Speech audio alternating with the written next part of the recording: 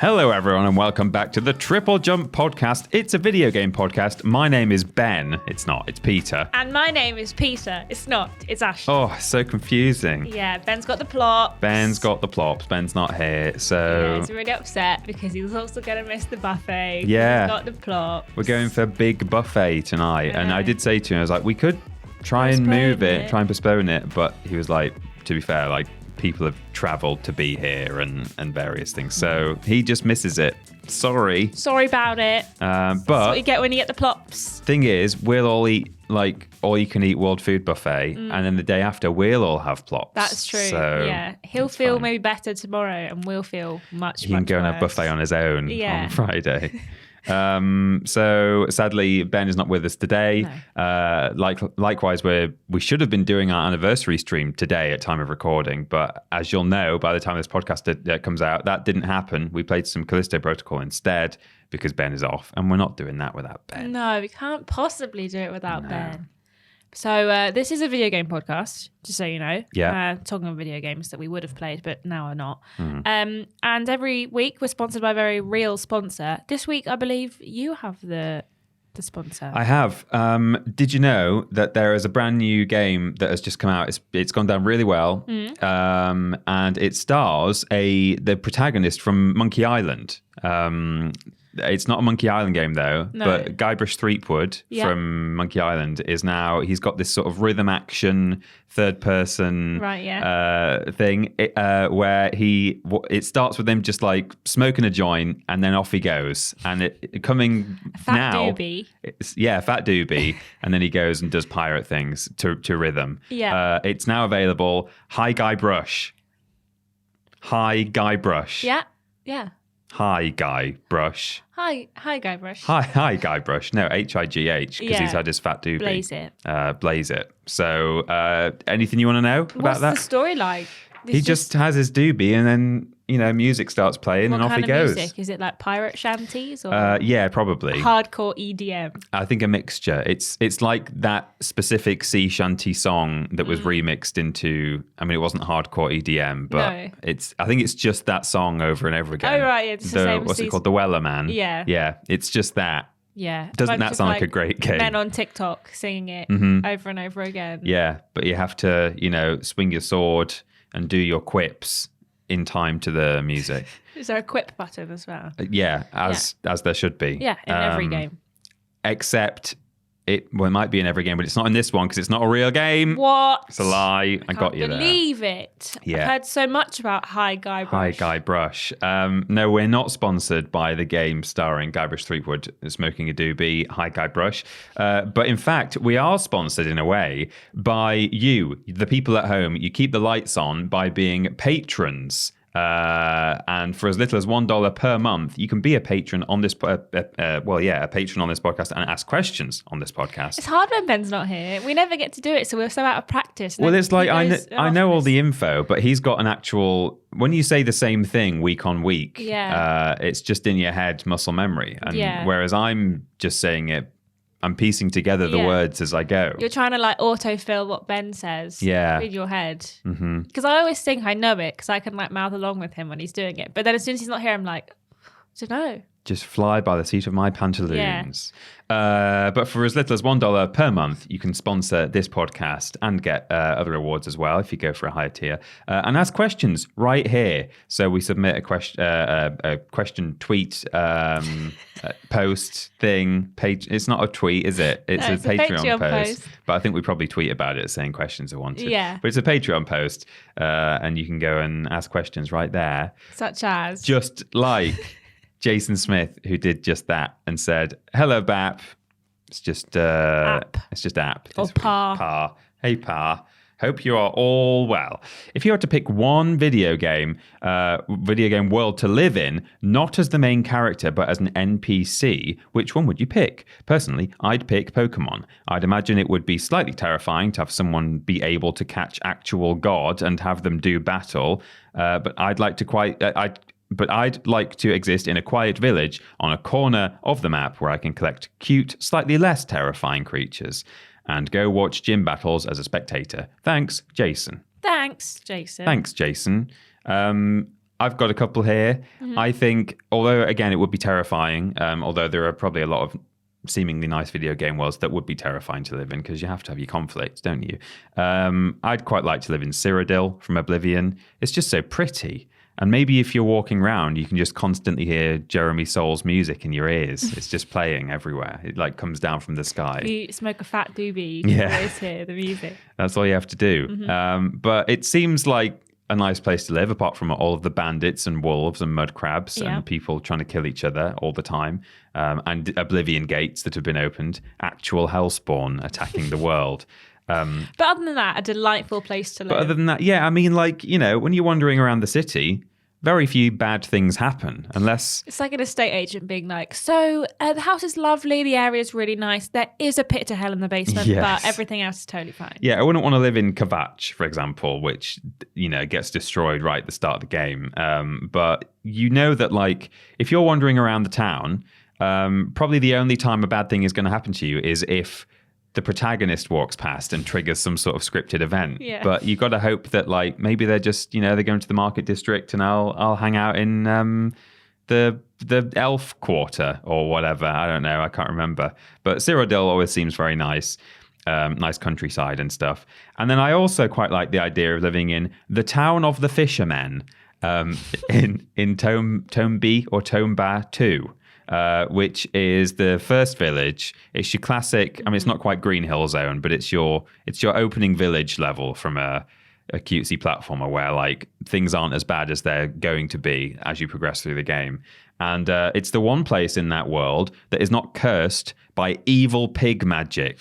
All the other worlds have like lava or like blizzards or ghosts. Not ghosts. Yeah, ghosts or people have been actually turned into pigs.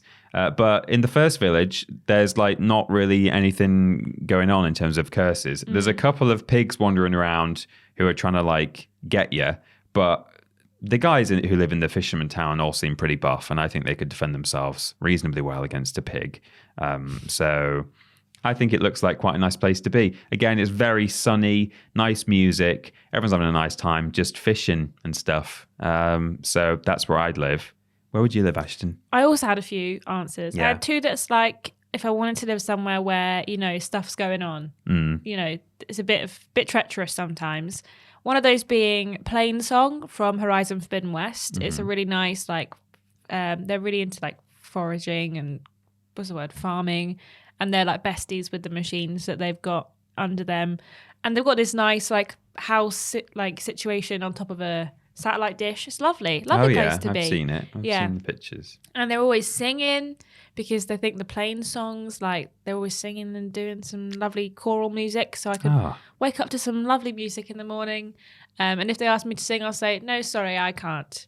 I'm just going to I'll just listen. I'll just listen. I'm going to make a basket or something. Okay. Alternatively, I'd quite like to live in Night City from Cyberpunk 2077. Oh, would you? Yeah. Just because I think it's pretty cool. But I wouldn't want to be poor in Night City because it's not great if you've not got a lot of money. But if I had big money, then, I mean, I probably would be a bad person, but I could have a nice house. Would you want to be enhanced? I'd probably have a couple. Yeah. I mean, you'd stand out if you didn't. Yeah. Because how would you like hack into everything that's around you? You've got to plug yourself in and stuff. So probably that's a nice place to be. But if I wanted a really relaxing life, like a really nice location to just hang out, chill, vibe. Yeah. I would want to live in Animal Crossing. Okay. Yeah. Maybe I'm a little animal. Yeah. Crossing. Yeah. Catching bugs or fishing, just meandering around. Every Sunday we get to go listen to a man play guitar in the square. We all have a good time.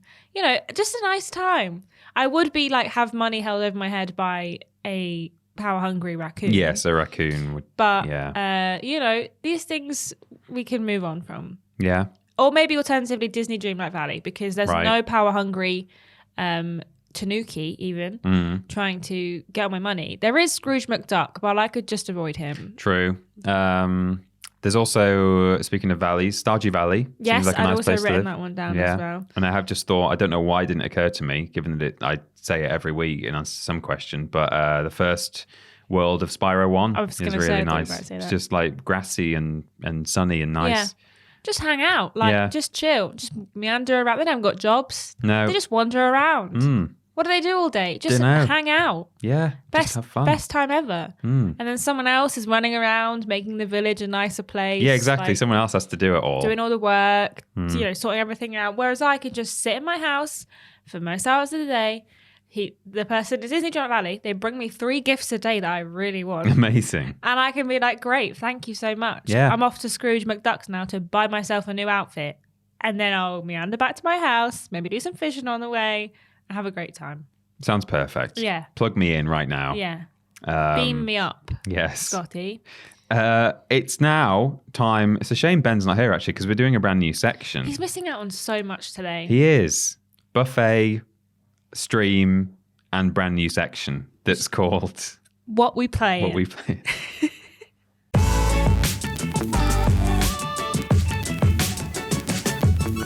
It's What We Play in time. Time to talk about what we have been playing this week. Pisha, what have you been playing this week? All I've been playing this week is Dead Space, and I'm really enjoying it, and I think I'm almost finished. I realised that when I did my Quipscope, and it's not Quipscope anymore, it's a review corner, and we'll be doing one of those in a moment, I think. We will.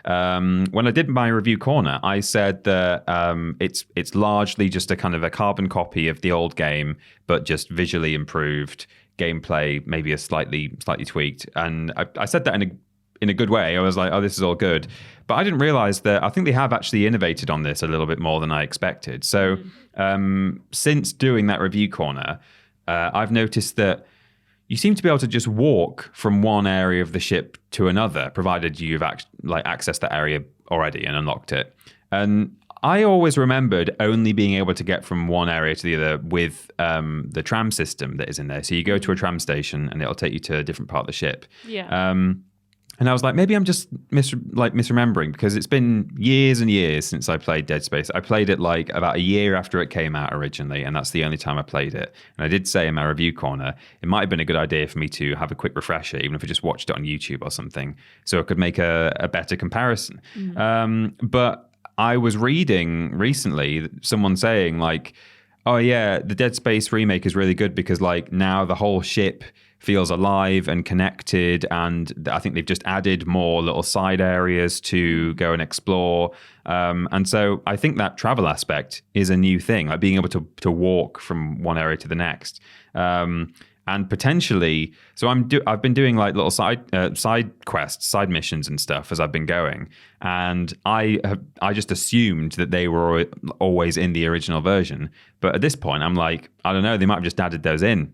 I don't know. So if you're trying to base your judgment on whether to play Dead Space on how it compares to the original, I'm not the person to ask, as it turns out, because I've forgotten a lot about the original. I also think most people probably wouldn't have played the original for an equally long amount of time. Yeah. So it's close enough to the original that like you don't feel like you're playing a brand new game. Absolutely, yeah. And it's that thing. One thing I did say in the review corner is one thing that this game nails is something that a lot of remakes and remasters try to do, which is creating an experience that matches the rose-tinted memories in your head of what the original was like. So in a way, they've absolutely nailed it in the sense that I'm enjoying what I think are actually some new features and not even realizing that they're new features and just going, yeah, this game's great. Dead Space was great. I'm really glad that I'm playing it again. You could argue that like they've put all this extra work in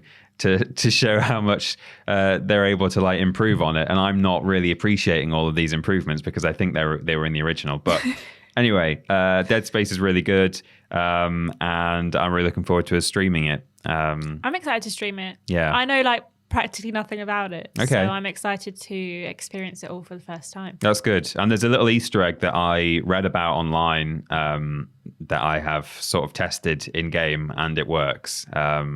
Where all I'll say is that you, at one point you just go into a little side room. I think it's like a toilet or something off the corridor, and there's like a summoning circle on the floor that someone's left, and there's like stuff that you can do there to trigger little special events and stuff. Exciting. So I know what we need to do when we get there on the stream, Nice. and it will be a fun surprise for one and all. Ashton, what have you been playing? I have been playing some Power Wash Simulator. We know I'm a stan of this game. I think it's really fun and it makes my brain make a nice noise. And they recently released the Tomb Raider kind of I saw this additional advertised. packs. Yeah. So you clean... Basically, the first map of this new pack is cleaning the entire front of Croft Manor. So you're up and down on all of the front of the house trying to clean everything. It's filthy, disgusting. Lara, please. Lara, Winston come has on. been slacking. Exactly. And then you clean her like a salt course that's in the back garden and her quad bike. And then later on, you clean like her Jeep and her boat. So you can say her jeans. Her jeans. You just do some laundry. She's just stood there. And I've enjoyed it. I think it's great. So it's that game where it's great, and I like that there's new content coming. We've also got a Final Fantasy pack on the horizon, which I'm quite excited for as well. How do you clean like higher up on Croft Manor? Is there scaffolding, or So do you there's have to scaffolding, right? And then sometimes there's ladders, and you also have like extra long nozzles, so you can like expand how far you can reach. Okay.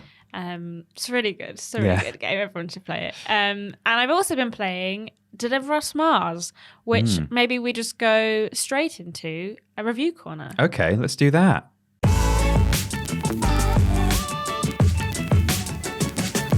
So, Ashton, Yes. what have you been... Well, you have just said what you've been playing. You've been playing... Deliver Us Mars. Deliver Us Mars. Tell us about it. Yeah, it's the new game from Frontier Foundry. Well, I think they published it, and it was created by, I want to say, Ciaran Interactive.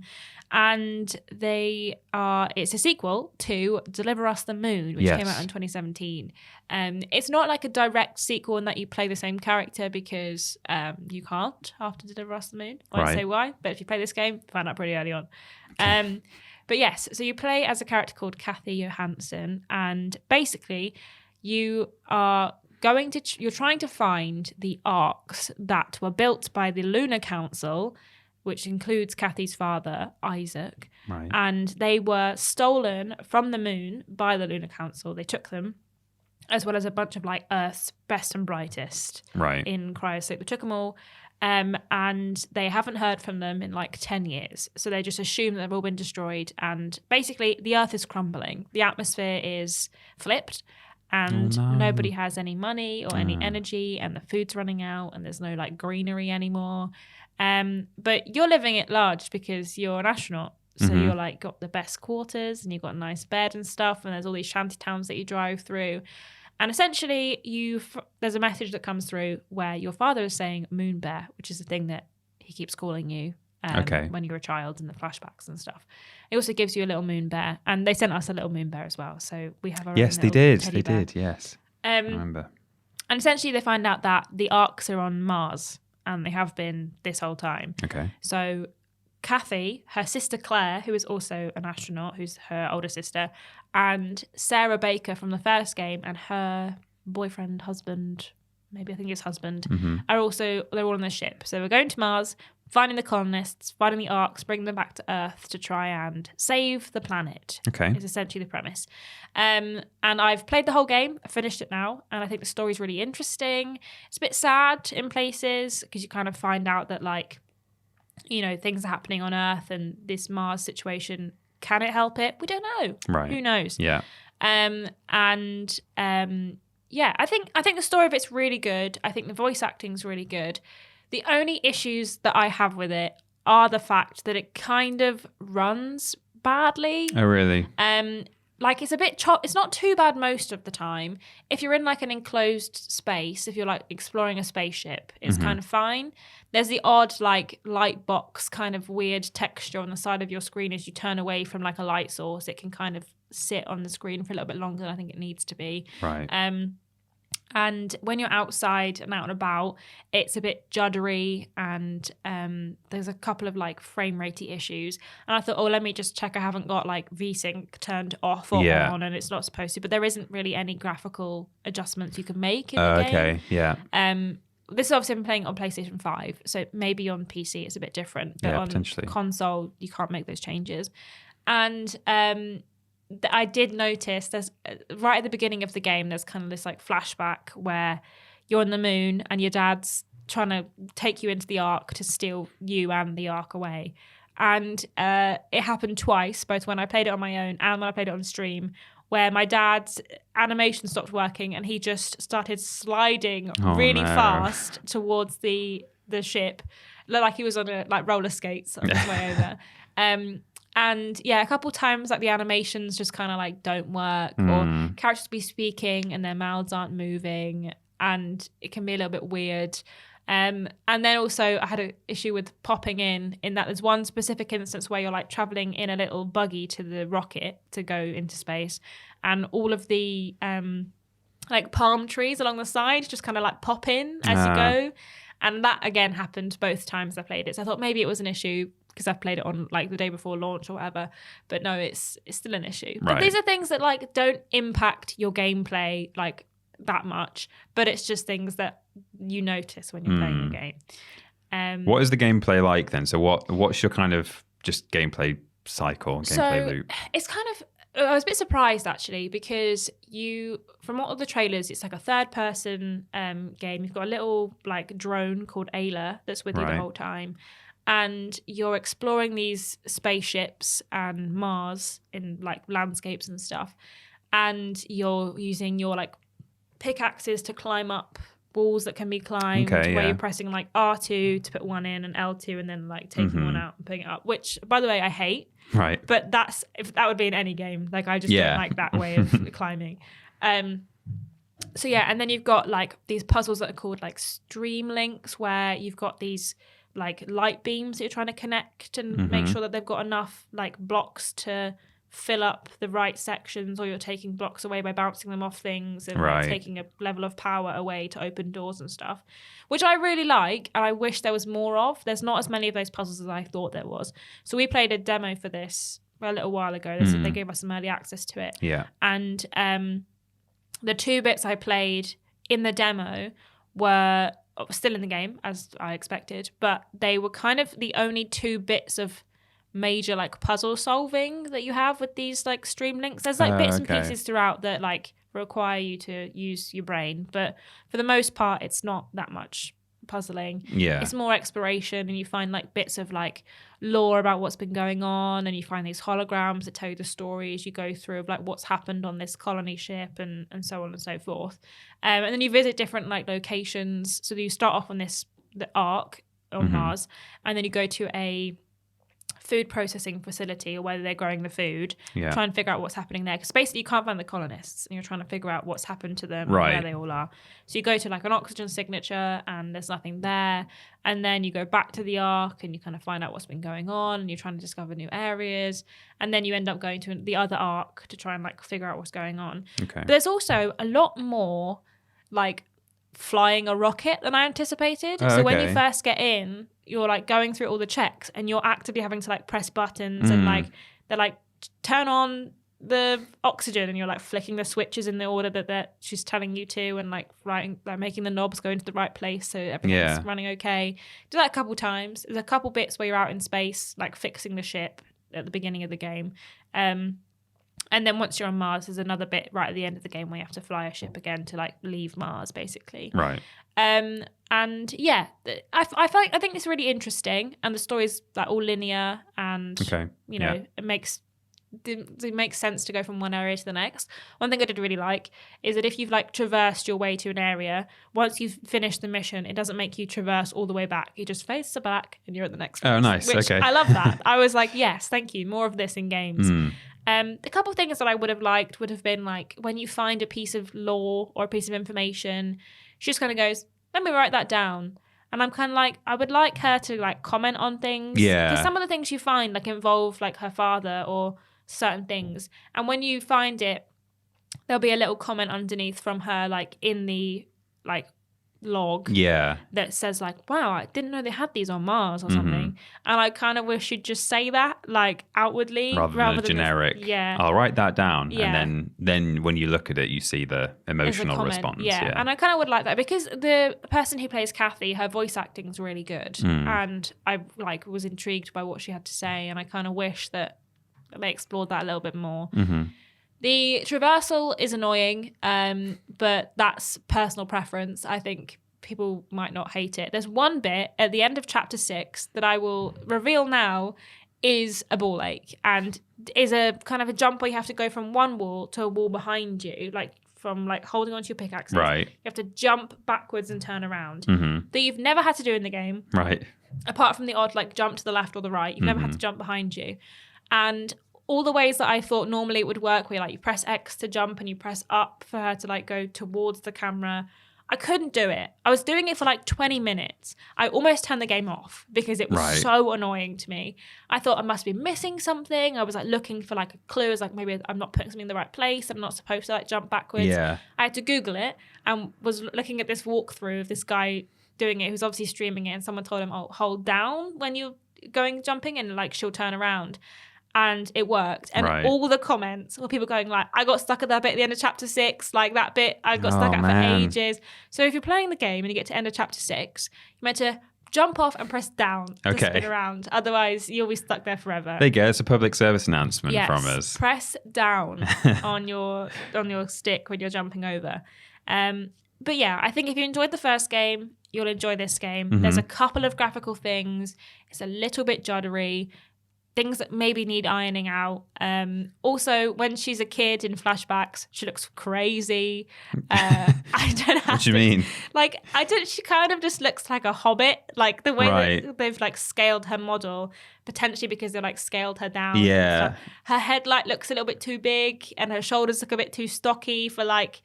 She's meant to be a 10-year-old and she just looks crazy. Like whenever just looks like a grown-up squished into a 10-year-old's body. Yeah, basically. Whenever she was a kid, I was just like, she just kind of freaked me out. But yeah. If they iron out the graphical issues, and I wish there was more puzzle solving, but the rest of the game's interesting and the story's intriguing. So I do think it's worth giving a go. But I just hope that they iron out a couple of these issues soon. And then maybe it might put people off. Yeah, that's a shame. Like pop-in and stuff like that. You kind of would hope that that's not so much of an issue nowadays. The pop-in isn't so bad. It's more the like judderiness in like open locations. And if there's like a sandstorm, which obviously happens on Mars, or like a blizzard, it's a bit like difficult to see what's going on because it's a bit juddery, but hopefully they'll iron out those issues. Yeah, and then maybe they'll do deliver us Jupiter next. Just work their way through the solar system. Yeah. I also googled how long it takes to get from Earth to Mars, and it's 6 to 9 months apparently. Oh wow, which wasn't as long as I anticipated. Is that presumably in like a spaceship? Yeah, in a regular space. Well, no, not walking, but I meant as opposed to. It's a stupid thing to have even thought for a minute, but I meant like as opposed to sci-fi like FTL travel. But I mean, given that you can get to the sun in like 8 minutes, the sun's light takes to reach us, so Mars would not take long at all. But excellent. Well, should we go back to the podcast? I think we shall. Okay. Well, thanks us for talking about Deliver Us Mars. Now it's time for question 2, which comes from Rock Reese. Hiya, Bap. It's Pa Rock Reese. How did you not prepare for this? It also says hey. Oh, it says hey. Sorry. How did you not prepare for God this? damn it. After seeing the Xbox showcase, I'm really excited about Redfall, as Arcane have my implicit trust since Deathloop. They've consistently delivered really well-crafted games and have given no reason to make consumers believe this game should be any different. Of course, there's no risk here because it's on Game Pass. But have any of you ever completely trusted a dev to deliver on a game, and had your trust wavered by a game being not so good? P.S. I kind of feel like everyone went through this at some point with Assassin's Creed. Thank you, Rock Reese. Which is true. Thank you, Rock Reese. Yeah, I mean, I just sort of broadly think of Ubisoft as, when I see the older logo, the dun dun dun dun dun dun dun dun twisty spiral, which I don't think they do anymore. It's more minimal. When I see that on old games when we're playing, I mean, even if we're playing like a worst games ever or something, it reminds me of a better time. I mean, the game that we happen to be playing on Worst Games Ever is probably not a good example of like, oh yeah, when they had this logo, they released good games. But yeah, they also did release some good games at that time. And now, you know, they've got a reputation for themselves as, you know, for the Ubi worlds and stuff. Some people really like that stuff. We've talked about it before, about how, like, generally speaking, it's a bit much for me. But yeah, that's not a specific, like, one game letting things down, you know, going into it thinking this is going to be great. I trust this developer or publisher. But I've got a couple. One I didn't even play at the time, but I knew about it at the time, and I have now since played it, and I can see why people were upset, which was Haze by Free Radical. Free Radical were famous at the time principally for having done the very good Time Splitters trilogy that me and Ben talk about all the time on the podcast. And then rather infamously, they went on to produce Haze, which we have played on Worst Games Ever. Now, Haze isn't like really, really bad, but I think there's a whole like history of or a whole story of issues that they had during development, and I think there were like funding problems, and I think maybe they were even passed from one publisher to another, and there's just like a lack of direction, and it came out not very good, which was a real shame because they did have such a good reputation, and seemingly it pretty much killed Free Radical, and as a result it's been a real uphill struggle to have any hope of seeing Time Splitters again, even though allegedly it's supposed to be happening now. Allegedly. And then I have thought of one other one since writing my notes, which is Bethesda Softworks. I really enjoyed Oblivion, Fallout 3, Fallout New Vegas, Skyrim as well. I really liked at the time. Fallout 4, I wouldn't say was specifically the one that like made me think, oh, they're not good anymore, because Fallout 4 was a good game in a sense, and although I didn't personally enjoy it a huge amount, I think that's partly because I've always favored Elder Scrolls over Fallout. But then Fallout 76 came out, and I was like, okay, this is silly now. What are you doing? You used to be like the developer that I trusted to produce really good RPGs, and that really disappointed me. And now when I think of Bethesda producing an RPG game like Starfield, I'm somewhat concerned that it might be like really bad. I'm hoping it'll be really good because they've been spending ages on it, and it's not the sort of live multiplayer game that Fallout 76 was. So fingers crossed, it's a whole different kettle of fish. But we'll just have to see how it goes. But yeah, there was a time where I just thought they could do no wrong, and now that is not the case. Yeah, got the ick for sure. As some people did with CD Projekt Red. Yeah, true. Yeah. So I have two. One of them is kind of like a reverse of this situation. Mm-hmm. Like I played one of their most recent games and then went back and played a couple of the other games that people rave about. Specifically, I'm talking about Naughty Dog.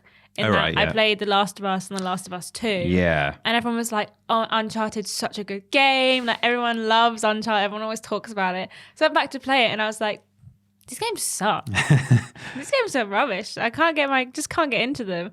And I was a bit like, oh, that's a shame because I really liked The Last of Us. I'm glad like they moved away from how they played in Uncharted and more into what they did with The Last of Us. Mm-hmm. But I was a bit disappointed. I thought, well, I like Naughty Dog's work. Yeah. I think they're great.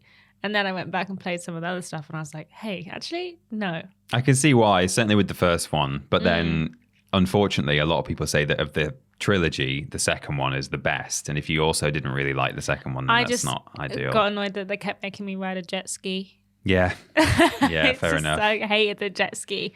Jet ski can absolutely get in the bin. You would probably still, well, I don't know about probably, but it's probably still worth trying the fourth game and maybe Lost Legacy as well. I have heard the Thieves that the fourth Collection, game's really good. because, that was released like sometime after, and it is kind of a different ball game entirely. Like it's, they really like raised the bar. So those two games, the Lost Legacy as well, is probably worth still looking at maybe. Yeah.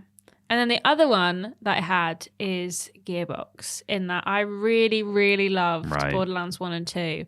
And then Borderlands 3 came out, and it wasn't like, I don't think it's terrible. I think it's a good game, and I think that like it had a lot going for it. But also, like, it just wasn't really what I wanted from it, and it kind of didn't quite deliver. And then I thought, hey, maybe the next one will be better. We'll give them a chance. Yeah, it's just one little hiccup. This girl is on fire and all that. Mm-hmm. And then Tiny Tina's Wonderlands came out. Yeah. And I was like, oh, oh no. Because I didn't really enjoy that game either. So now I'm kind of like beginning to, I've got the ick a little bit. I've not got the full ick. Yeah. I will still give them one more chance to win me back and give me, the highs of Borderlands 1, 2 and pre-sequel. But they're just going to need to give me just Just a little something. Just a little something to show me that they still care. I wonder if Ben would have given the same answer. He might have done. Maybe. And he disappointed with Tales as well. Tales from Borderlands, the recent one. That's a shame. And that was Gearbox as well. Yeah. Oh, man. Yeah, they kind of need to find themselves again. I don't know, like Randy Pitchford, he's doing his own thing, like just always doing some stuff, and they just need to find their rhythm again. Maybe you've taken his lucky shirt or something. Maybe, but he shouldn't have tried to sell his lucky shirts. No, he shouldn't. That's not my fault that I bought them. Also, I think certainly Borderlands 3 had come out before you bought that shirt, and Tiny Tina's had as well. Yeah. Okay. Well. Yeah. So sorry, Gearbox. Get to work to make me happy again. Please. Get on it. Yeah. Well, that's. You know what? Randy Pitchford, he's a bit weird, isn't he? He is a little bit strange. Yeah. He also made the news once for leaving a hard drive lying around or a laptop, whatever it was. Put those two things together. What have you got? It's weird news. Weird news.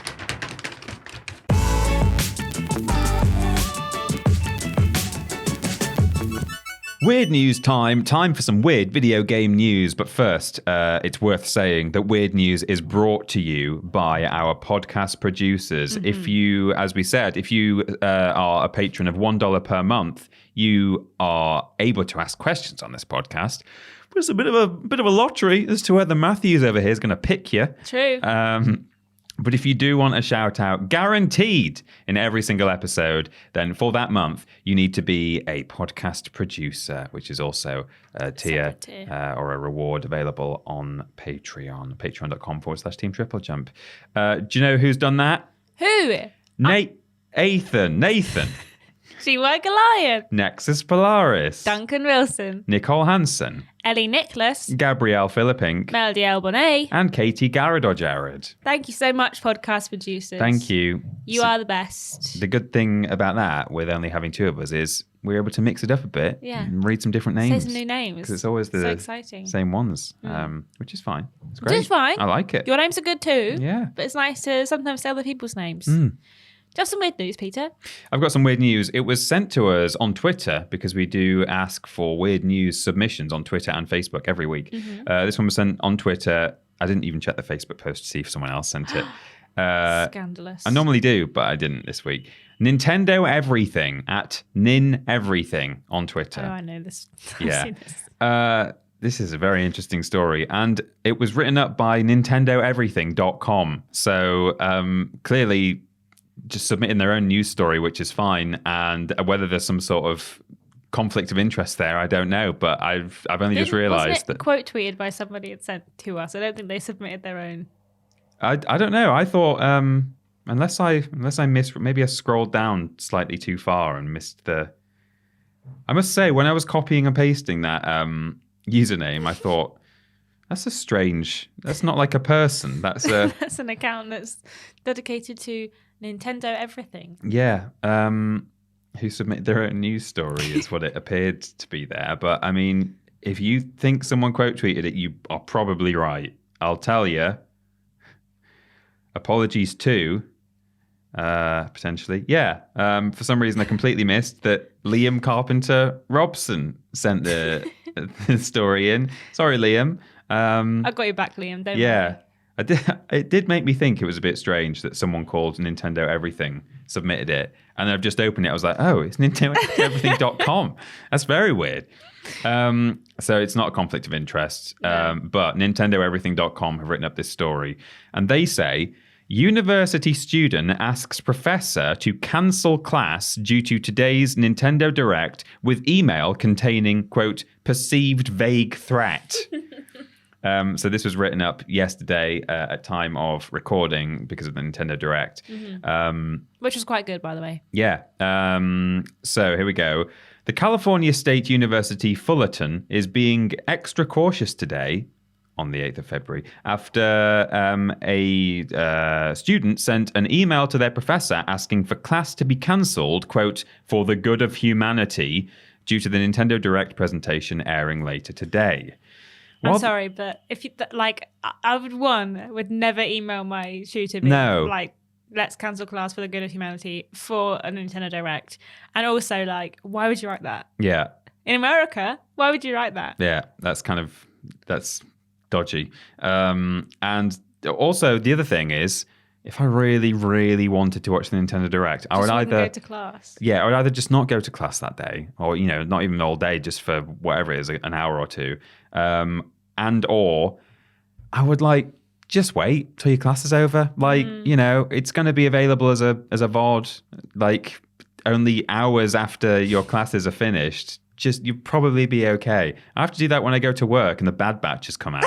Yeah, Criminal Minds comes out on a Friday night, and I have to wait until I get home from work on a Friday to stay well clear of Twitter, because everyone's talking about it. I don't say, hey Peter, cancel work today. No. Or else. For the good of humanity. For the good of humanity. So, while the individual later followed up and admitted it was, quote, a bad joke, it was still enough to put people on edge. The CSUF police department did believe the email to contain a perceived vague threat. Because of this, there'll be more safety measures in place today at the campus, quote, out of an abundance of caution. The full notice reads, tonight we were made aware... It says made away. I don't know if that's what the actual notice said, but tonight we were made aware of a perceived vague threat to campus received by a professor via email. The email referenced a once-in-a-lifetime event that would occur tomorrow, February 8th, and the individual urged the professor to cancel class for the good of humanity. After hours of investigation by our detectives, we learned of a Nintendo Direct event that would occur at the exact date and time the individual suggested the class be cancelled. The individual, believed to be a CSUF student, then reached back out to the professor via email, admitting it was a bad joke regarding the Nintendo Direct event. Out of an abundance of caution, additional officers will be on campus tomorrow. Student community service officers and community servant specialists will be highly visible, and our canine team will walk the campus and buildings. Wow. I mean, it's good that they're just in case. Being safe. Cautious. And it's good that there'll be dogs on campus. Yeah. That's great. Yeah, but you won't be able to touch dogs because they're at work. They're at work. Yeah. Cancel work right now for the good of humanity. I want to pet that dog. Yeah, I want to pet. Yeah. Just make vague threats so that dogs appear. No, don't do that. Don't do that. Don't do that. We understand that a threat of any kind, real or not, causes many to fear for their safety. Please know we will do all we can to ensure the safety of our campus community. Ends the notice. Nintendo Directs are often seen as events to be celebrated as they contain exciting news and announcements for fans. In this case, perhaps things were taken a bit too far. Once in a lifetime event. It's not. There wasn't even any massive announcements that I would say dictate you having to be so excited about something that you ask your teacher to cancel your class for the good of humanity. For the good of humanity. Ridiculous. Cringe. Anyway, everything, as far as I'm aware, was all okay yesterday. Just some nerd. Yeah, just a nerd. Just some nerd causing a ruckus. Mm-hmm. How dare.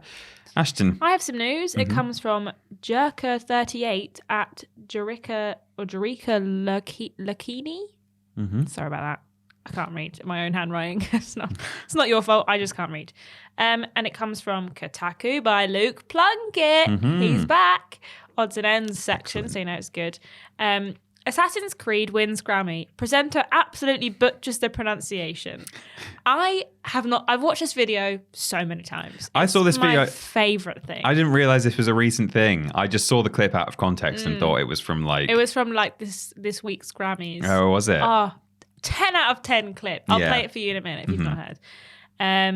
So, for the first time ever, tonight's Grammys Awards featured a category just for video game soundtracks. And the first ever winner in this new category was Ubisoft's Assassin's Creed. Valhalla.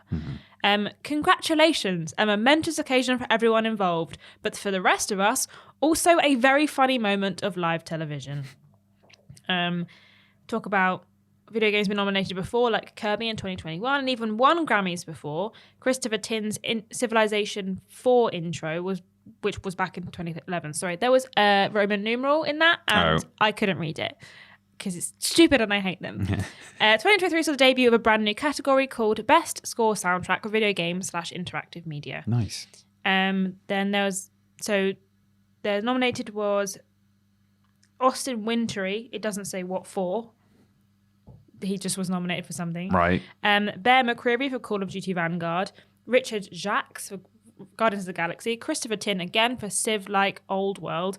And Stephanie Economou for Assassin's Creed Valhalla expansion Dawn of Ragnarok. Right. So I had a biscuit and I've got such a wet mouth. That's okay. You know when it's like you just start salivating? Yeah, There's salivating. no reason for that. I had a biscuit.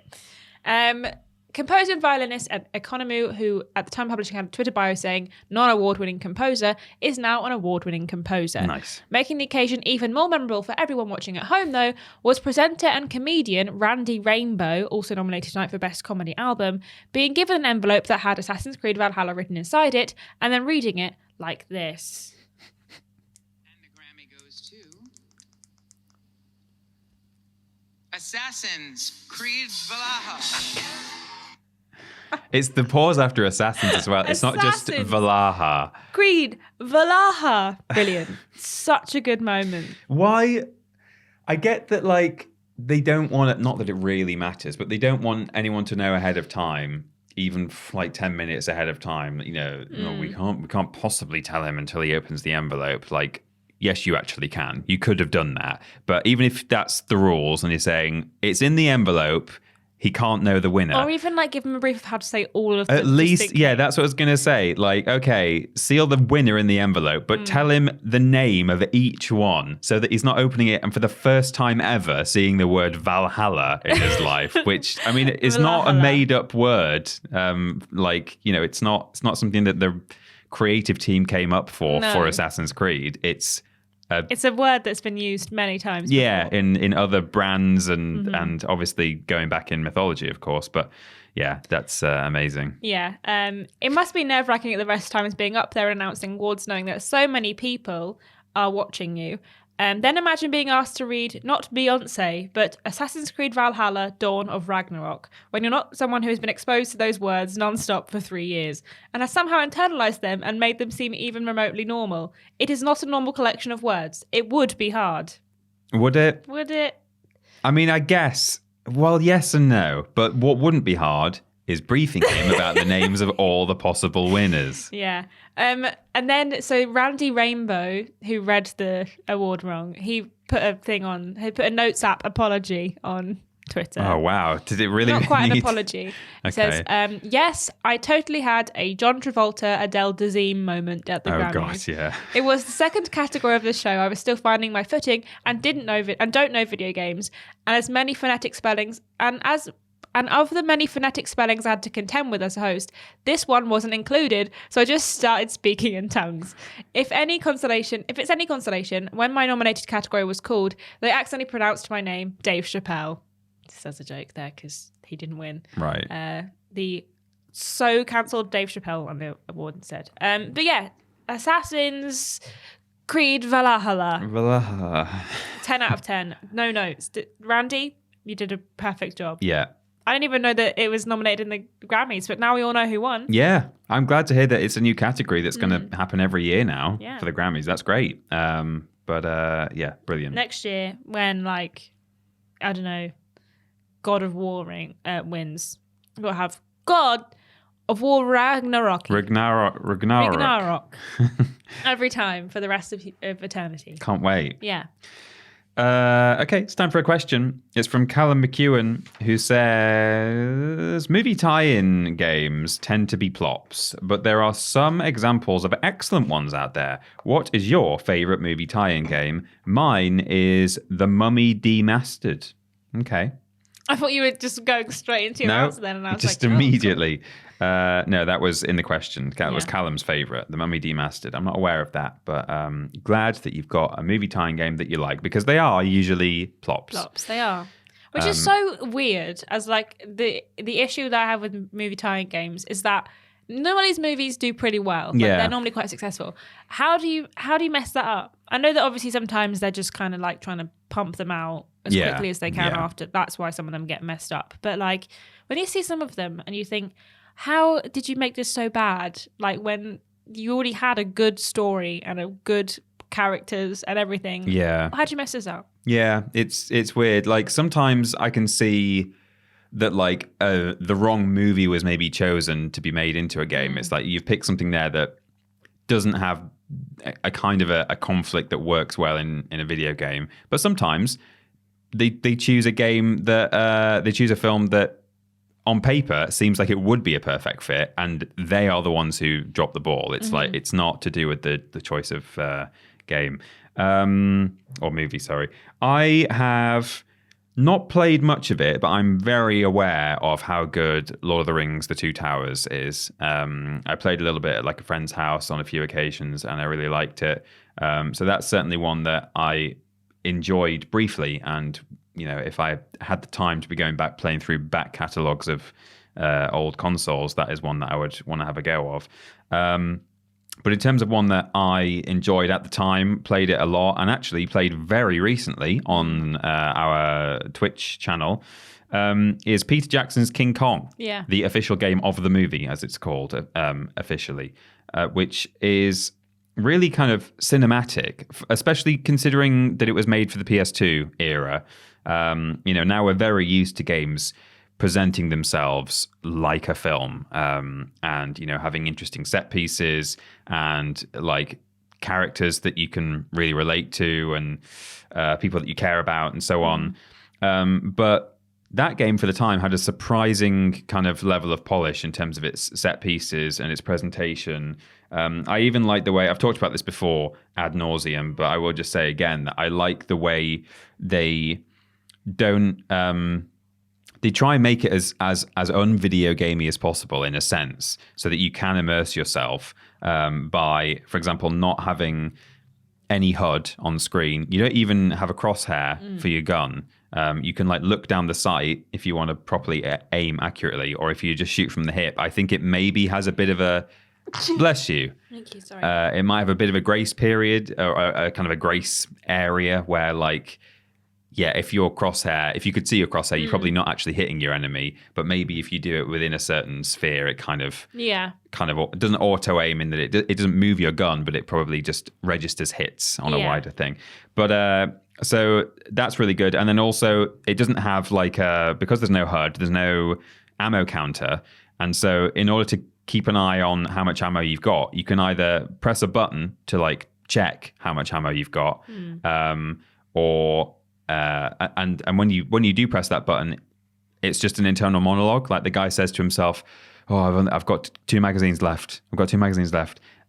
Or you don't even have to press the button, and he will just say like, "Oh, only one. It's my last round. It's my last round." Like you're just in the middle of a gunfight, and as you get down to, unknowingly, you get down to your last round, he'll just say it. So I think that works really well. I think it's immersive. I think it's like believable, and it just allows you to kind of look at what's going on and enjoy the world and the presentation without thinking, I am in a video game.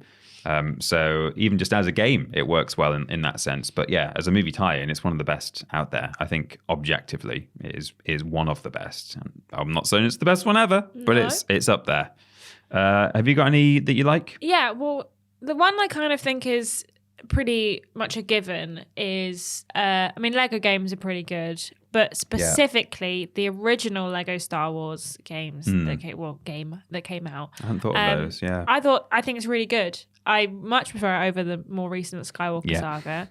I like the way you play through the movie in Lego form, and you kind of like, I had never seen the movie at the time, but I really enjoyed playing that game, and I just thought it was fun. And I just think that, the Lego games are in general really good ways of kind of movie tie-ins. Like I really like the Indiana Jones Lego game as well, that goes through all of the movies in like sections and chapters, and you can remember kind of like the bits from the movie that translate into the games. I think the Lego games are really good, so I'm always happy to say a Lego game is a good movie tie-in. Less so about the Skywalker saga, but that's okay, because they can't all be winners. But also, and I don't know if it counts as a movie tie-in game, maybe it's more of a franchise tie-in game, because it doesn't directly follow along with a movie. It's Alien Isolation. Oh yeah, okay. Because you're in the same universe. Yeah, like it's not an adaptation of a movie, but it you could argue that it ties into a movie. Because you play the daughter of Ripley, so you're kind of like, well, technically it is the same universe. It's Yeah. more like a sequel than, I guess, a movie tie-in game, but it is still tied into the movies. I think Alien Isolation is a really good game. I think it goes on a bit too long. It ends like 3 times, but that's not the worst thing in the world. But I think that's one game that just works really well as knowing a movie and having taken like the what am I trying to say? The like niches, no, the cliches Oh yeah. of movies like Alien and horror thriller ones like that, and then putting them into those games just works really well. I mean, obviously Aliens Colonial Marines isn't so good, and by that I mean is objectively bad, but Alien Isolation really nails the same tone as the movies and just kind of gives you like a very similar feel to the original movies, which is good because that's kind of what you want from a movie tie-in game. Yeah. You don't want it to be like tonal whiplash like Colonial Marines, Yes. where suddenly you're just plowing down tons of xenomorphs. So yeah, I think Alien Isolation. Yeah, that's a good shout. And if you don't think it counts, Whoa. fight me. Well, I've just thought of I thought of one when you were talking about the Lego games that is also technically is probably more of a franchise tie-in, but I think you can see that there was specific references to the films, which is not to rake over old coals here, and it's a slightly different case, but the first 2 Harry Potter games on PS1 Yes. are very charming, very lovely. Unfortunately, they're now a bit soured if you think about them because of the current situation, which we talked about in the podcast last week. But at least if you were to decide, hey, I really want to play a wizard game, the best way to do it without supporting J.K. Rowling is to download an ISO of a PS1 game that is no longer being published or sold officially by anyone related to the rights holders. So if you... And those games, like, people consider to be really good or decent. I don't know if it's hard because there's like a massive nostalgia factor that goes into it in the sense that, like, yeah, there are lots of games where you go, oh yeah, I play that for nostalgia. It's very charming. But I think there's something about those two. I think particularly the PS1 builds that they have this kind of quaint, slightly, you've seen like the weird faces, haven't you? Like PS1 Hagrid. Yeah. So in a way, like visually, because they're very dated and a bit strange, that almost they're like more endearing. But I think like gameplay wise, I think they are fun. And it is that thing of like, it can be difficult to translate a movie or a book, whatever you're calling it, into a game at times. Like some of the sequences or set pieces from a film don't always work in terms of having control. Or there's just too much work to like offer, oh, now you can fly the car, or now you're on the train and we've modeled the entire train or whatever. So some of it works, some of it doesn't, some of it is skipped over. But yeah, they've got a lot of charm to them. Maybe playing them for the first time ever, if you didn't play them at the time, you might just think this is rubbish. But yeah, definitely I think people who played them back in the day, they are nice to go back to. They don't really make movie tie-in games anymore. No, not really. When I was looking kind of for a list, because I always forget what games exist, and I was going back through like a list of like movie tie-in games, and like apart from like the odd one on the PlayStation 3, and then potentially 1 or 2 like vague ones on the PlayStation 4, there's not really that many like recent, the last 10 years movie tie-in games, because I just think like they've just never really done very well. Maybe they sort of know that, it's that weird thing of like movies into video games doesn't always really work, and video games into movies doesn't really work either. It's that weird thing that crossing the medium just seems to be impossible to like, achieve well. But maybe because so historically, you're right, video games into movies or TV shows didn't work. But now we're starting to see that maybe it does work, or maybe it's possible. You've got The Last of Us, you've got The Witcher, which again, you could say is actually the book, really. Yeah. But it's The Witcher. And then Sonic movie went down well. People are excited about Mario, Detective Pikachu. Halo, as well. So if now we're proving that you can make the conversion in that direction, maybe people should start trying the movie games again. Flip it back round. Yeah. Maybe. Might work now. Yeah. We have the technology. Yeah. Potentially. Well, I think it's time now. I'm just going to go straight into it. Yeah. It's the big discussion. Oh, okay.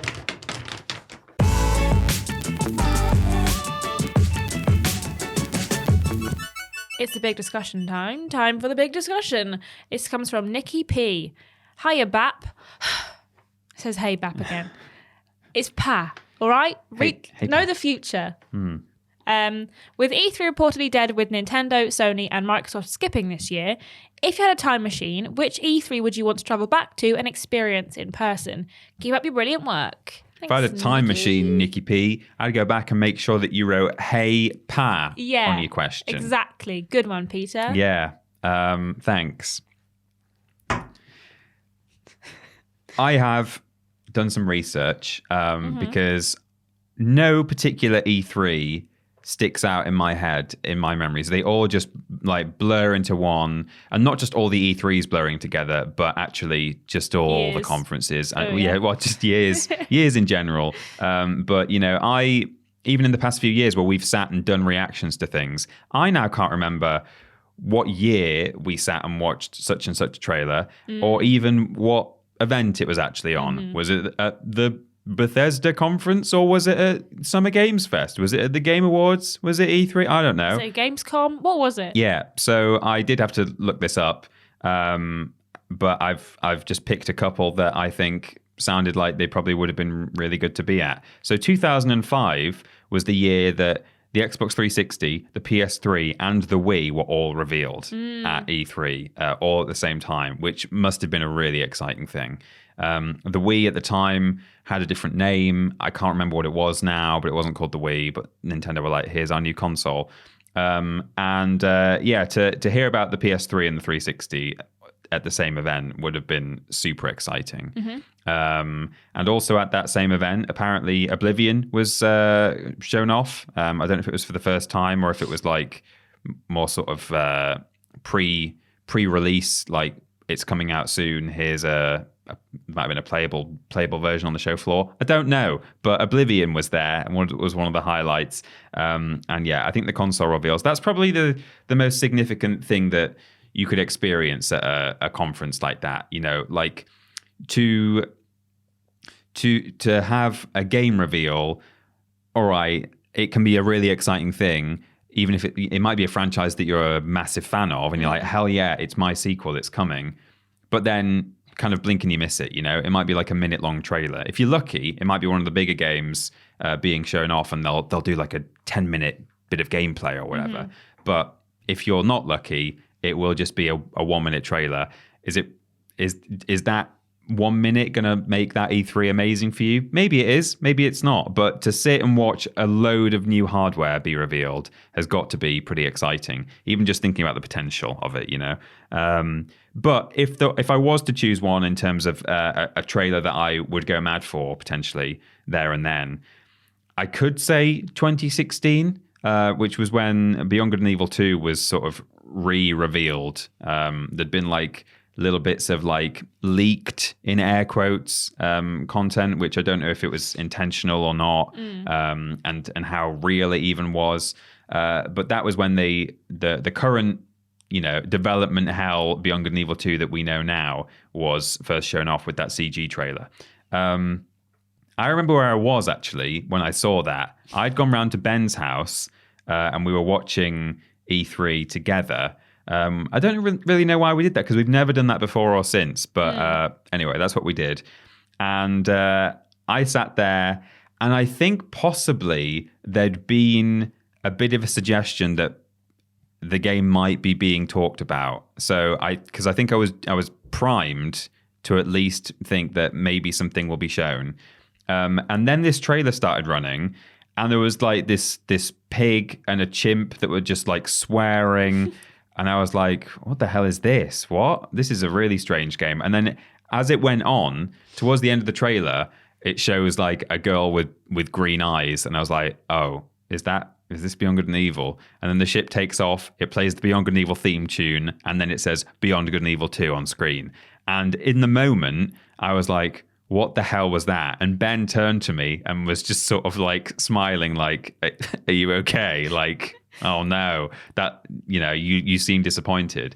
And I think it was just like the shock more than anything, that it was like tonally, there was a bit of tonal whiplash there, to have like this chimp with a gun shouting, bang, bang, mother flippers, when the original game had like such heart and stuff. So it was a real like shock. But then it was afterwards when I digested it and watched it again, I thought, no, actually, this looks really interesting. And then you still remain hopeful to this day. Well, yeah, they keep saying like we've not cancelled it when they have cancelled other things, and they keep hiring people for it. So hopeful is probably an optimistic word, but I'm hopeful-ish.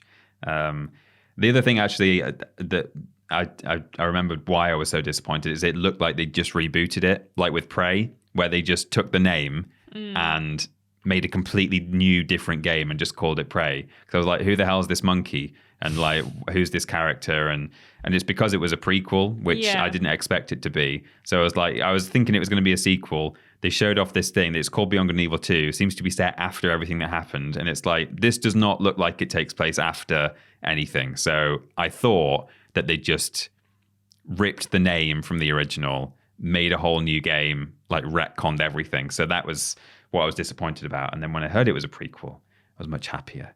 So that probably would have been a really good thing to experience in the moment, live at E3. Or maybe I would have just been sitting there going through exactly the same emotions I went through in Ben's living room. Yeah, only you'd been surrounded by a bunch of sweaty strangers. Yeah, I would. So that would have been worse. Or would it? Or would it? Would you rather be at Ben's house or surrounded by sweaty strangers? It's a toss-up. It's pretty close. So there you go. Ashton, which E3s would you like to have experienced? I would just quite like to go to any of them. Yeah. I have a specific answer, but I would have liked to go to the one like 2019. Just nothing particularly exciting potentially happened that year, but just a way to just like experience it before it all crumbled. It all crumbled down to nothing. Yeah. And I mean, if it comes back, I would like to go eventually. Same, I'd like to go to a Gamescom eventually. Yeah.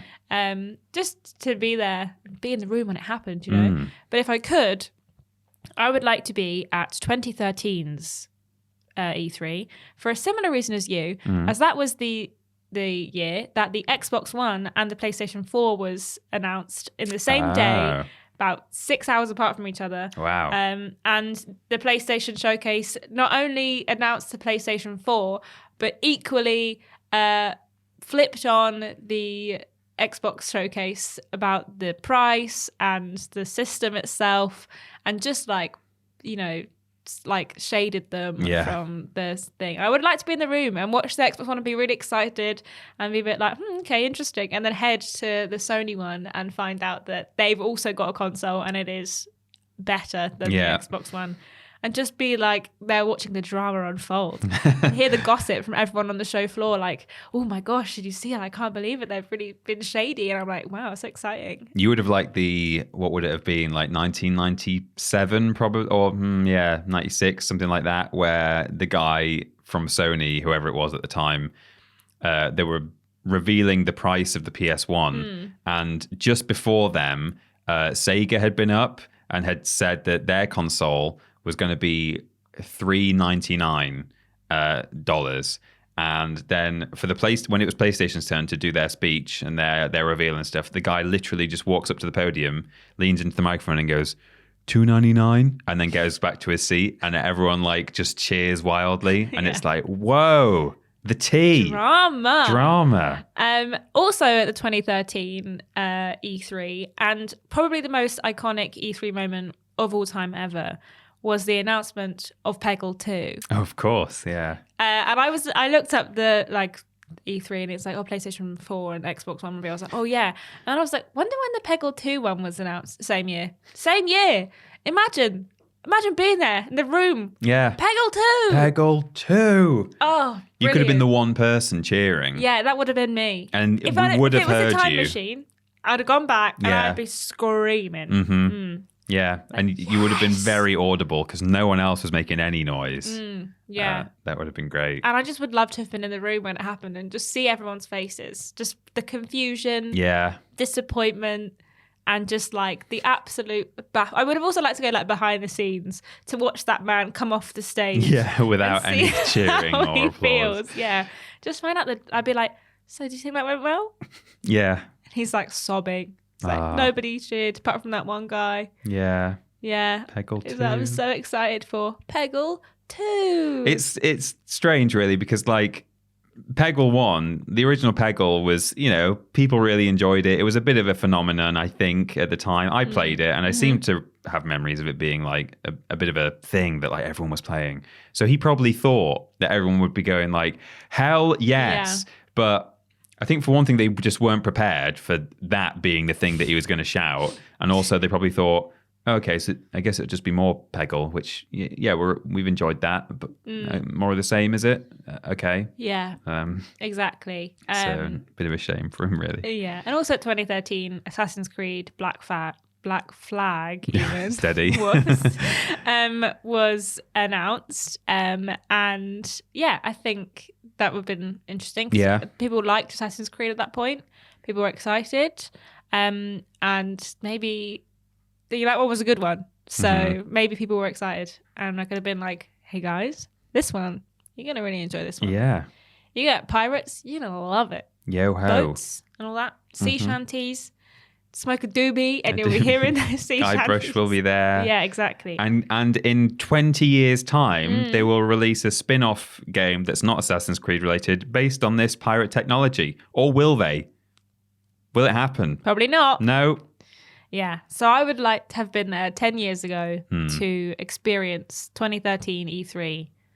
And also I could just imagine like the culture in 2013 was just feral. So I would have liked to just be there when all of the nerds were out and, observe it all. Feral. Yeah. So yeah. So when did you want to go back to 2005? 2005 to see the hardware reveals and Oblivion. That would have been really exciting, I think, at the time. I think Todd Howard did just go up on stage and lie about Peggle 2, Oblivion, Elder Scrolls 4.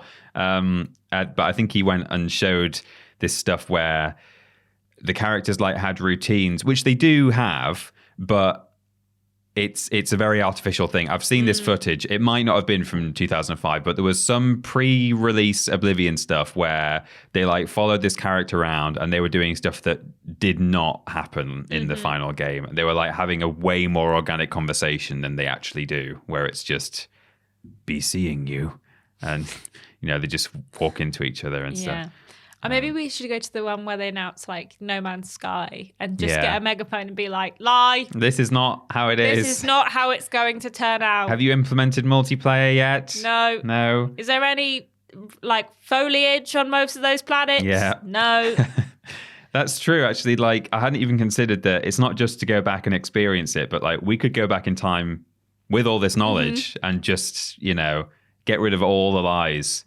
Whenever Duke Nukem was earliest announced at E3, which there was probably some version of it spoken about in like the early noughties, Duke Nukem Forever, we could have said, this will take forever to come out.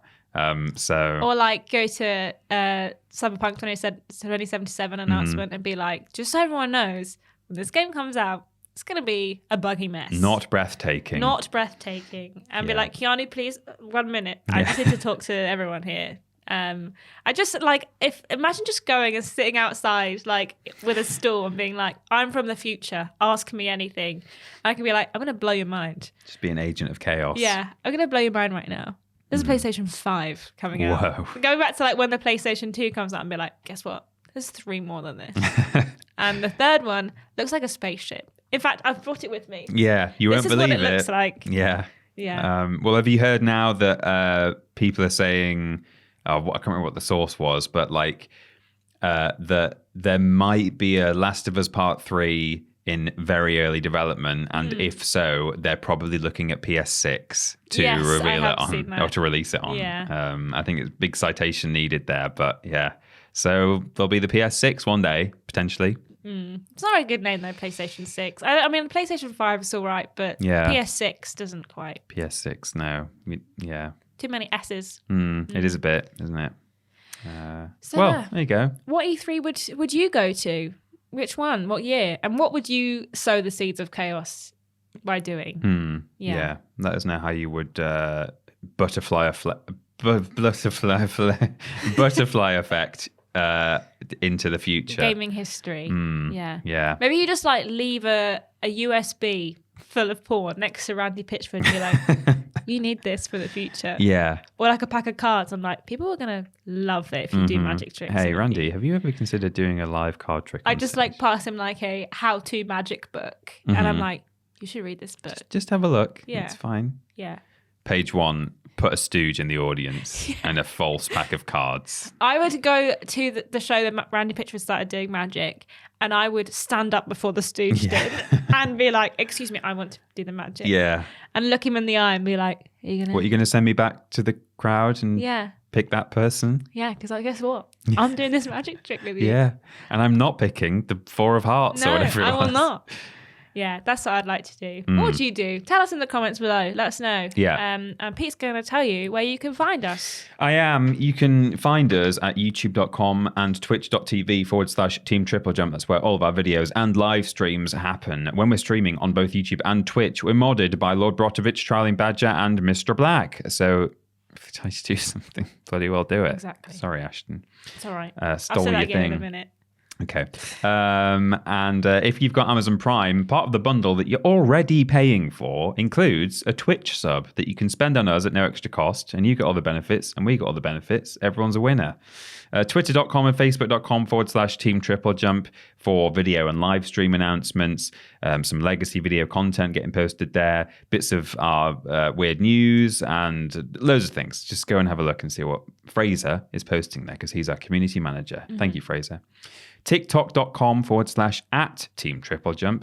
Ashton posts TikToks on there. It's great. I do. Yeah. Yes. They're good. Thanks. And patreon.com/Team TripleJump for our Patreon, where there are lots of different tiers available with lots of different rewards within them. So go and have a look at all of those and choose one that you like if you want to, or don't. We have a website. It's triplejU.mp. Spells jump. It's very clever. If you want to join our Discord, you can go to triplej.mup/Discord. And on Discord, we're modded by Jack, Joe, Tori, and Hollow Eyes. And if you try to do something, bloody well do it. Yeah. All right. If you're listening to the podcast in its audio form, maybe you've got the plops and you can't bear to look at the screen, so you'd rather listen to something. Why not go to triplej.mup/podcast and check out any of our live stream VODs? You can go to triplej.mup/VODs. And to book a cameo from me, Peter, Ben, or James Jenkins, go to triplej.mup/cameo. We'll send you a Valentine's message to your friend or your lover. Or you. Or you. Hey, Valentine. Hey, will you be my Valentine? Here's a rose. If you would like to buy some sick and cool merch, such as the hoodie that Peter Austin is sporting, or that t-shirt, that t-shirt also, you go to triplejumpshop.com and make sure you're following at TripleJumpShop on Twitter for the latest merch announcements. You can also follow me and Peter on Instagram and Twitter at that Peter Austin and at Scrambled Ashton. You can also follow Ben just on Twitter at confused_dude if you want to.